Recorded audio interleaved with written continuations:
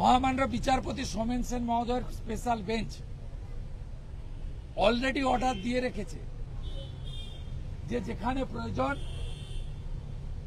সেখানে তুরন্ত central arm force deploy করতে পারেন।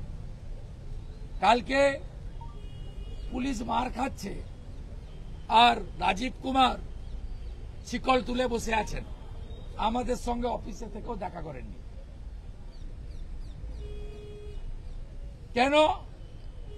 সেখানে কলকাতা পুলিশের না ডায়মন্ড হারবার পুলিশের একজন মিডিয়াতে ভাইরাল হয়েছে, তিনি হাতে গ্লাভস, বুকে বুলেট প্রুফ জ্যাকেট,